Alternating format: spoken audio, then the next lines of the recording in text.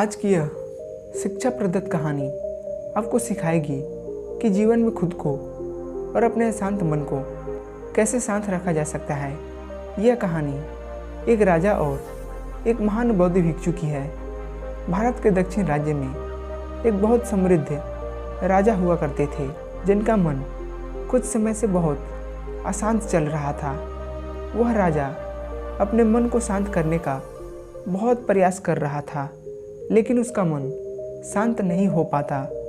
वह अपने राज्य के बड़े बड़े विद्वानों को बुलाता और पता लगाता कि मन को कैसे शांत किया जाए। बड़े बड़े विद्वान आते और उपाय बताकर चले जाते, लेकिन कोई भी उपाय काम नहीं करता। एक दिन एक व्यक्ति राजा के पास आता है और कहता है, हे राजन, मेरे पास आपके मन को शांत करने का सबसे बड़ा उत्तम उपाय है। राजा उस व्यक्ति की बात सुनकर बहुत खुश हो जाते हैं और उस व्यक्ति से कहता है कि अगर तुमने ऐसा कर दिया तो मैं तुम्हें मनचाहा धन प्रदान करूंगा। यह सुन व्यक्ति बोला, राजन, तुम्हारा मन मैं तो शांत नहीं कर सकता, पर एक सन्यासी है जो आपका मन शांत कर सकता है।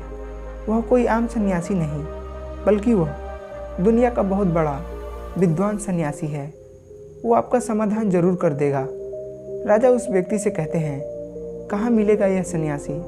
व्यक्ति ने कहा, चलिए मेरे साथ, मैं आपको उस जगह के बारे में बताता हूँ जहाँ आपको वो सन्यासी मिल जाएगा। कुछ देर चलने के बाद वह राजा को एक पहाड़ दिखाता है, जिसका रास्ता जंगलों के बीच से होकर गुजरता है। व्यक्ति पहाड़ी की ओर इशारा करते हुए बोलता है कि वो महान सन्यासी आपको यहाँ से कुछ दूर उस जंगल के बीच पहाड़ों पर मिलेंगे। राजा अपने मंत्री और कुछ सैनिकों के साथ जंगल से होता हुआ उस पहाड़ी पर पहुँचता है। पहाड़ी पर उसे वो सन्यासी मिलते हैं जो कुछ काम कर रहे थे। ये सन्यासी कोई और नहीं बल्कि बोधिधर्मन ही थे। राजा बोधिधर्मन के पास जाता है और कहता है, सुना है आप बड़े ज्ञानी सन्यासी हो। किसी ने मुझे आपके पास भेजा है कि आप ही मेरी समस्या का समाधान कर सकते हो। बोधिधर्मन राजा की बातों को अनसुना करते हुए अपना काम करते रहते हैं। इसके बाद राजा तुरंत अपनी समस्या बताते हुए कहता है कि मेरा मन बहुत अशांत है, क्या आप मेरे मन को शांत कर सकते हो? यह सुन बोधिधर्मन राजा की ओर देखकर और मुस्कुराते हैं। फिर राजा से पूछते हैं कि तुम्हारा मन अशांत क्यों है? राजा कहता है, वैसे तो मेरे पास किसी भी चीज़ की कोई कमी नहीं है। धन मेरे पास इतना है जिसका मुझे खुद अंदाज़ा नहीं है। सभी सुख सुविधाएं हैं।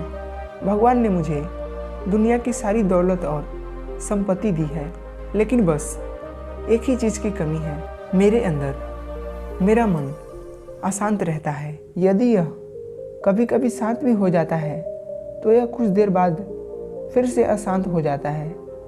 क्या आप मेरे मन को शांत कर सकते हैं? मैं बड़ी आशा लेकर आपके पास आया हूँ। बाकी तो मैंने सब उपाय कर लिए, बस आप ही मेरे अंतिम आशा हो। बोधिधर्मा उस राजा से कहते हैं, बिल्कुल मैं तुम्हारे मन को शांत कर सकता हूँ। यह सुन राजा बहुत खुश होता है। राजा कहता है, उसके लिए मुझे क्या करना होगा? बोधिधर्मन मुस्कुराते हैं और कहते हैं, कल सुबह तुम मेरे पास आना और ध्यान रहे अकेले आना।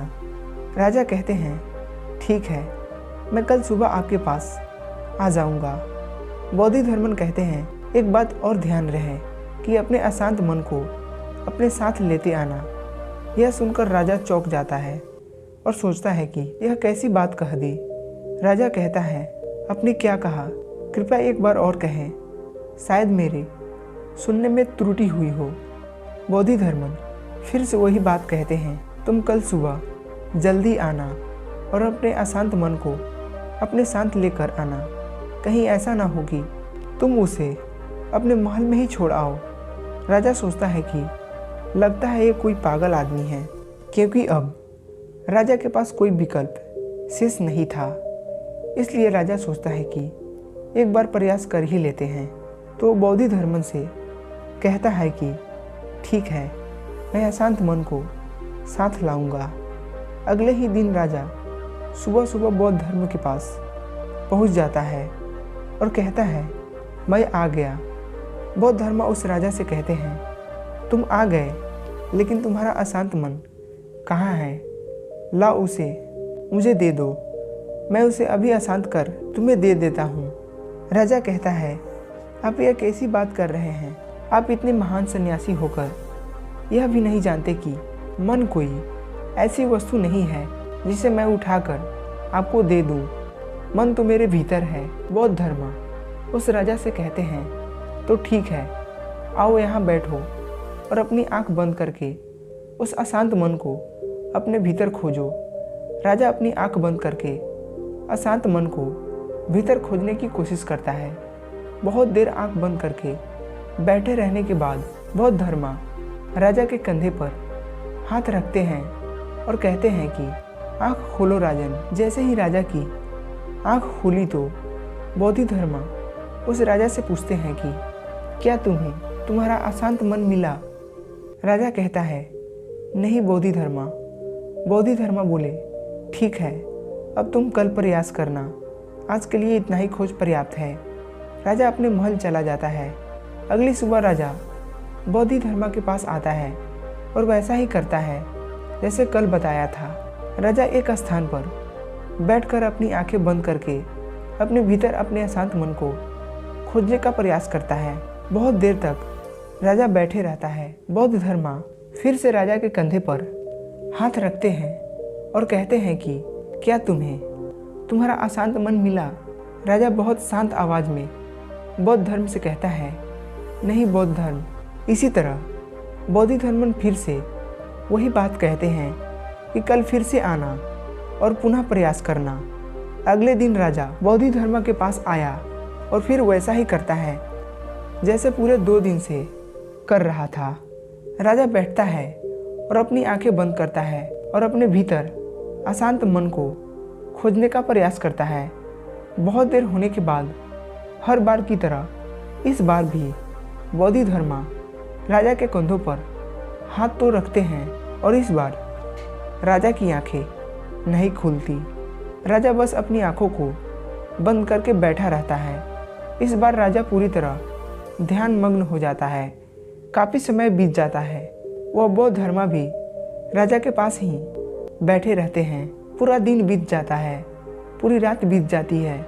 अब अगले ही दिन सुबह के समय राजा अपनी आंखें खोलता है और जैसे ही राजा की आंखें खुलती है, राजा अपने सिर को बोधि धर्मा के चरणों में रख देता है और कहता है, उसे मेरा अशांत मन तो कहीं नहीं मिला, पर वो परम शांति जरूर मिल गई जिसकी तलाश में मैं अब तक भटक रहा था। तो दोस्तों, उस राजा की तरह हम भी अपने मन की शांति को कहीं और बाहर खोज रहे होते हैं, लेकिन हमारी मन की शांति हमारे अंदर ही है। उसे शांति मन से बैठकर आपको खोजना पड़ेगा। आपको कैसी लगी ये कहानी कमेंट में ज़रूर बताना, और चैनल पर नए हो तो चैनल को सब्सक्राइब करना, लाइक करना। मिलते हैं अगली वीडियो में, तब तक के लिए जय हिंद।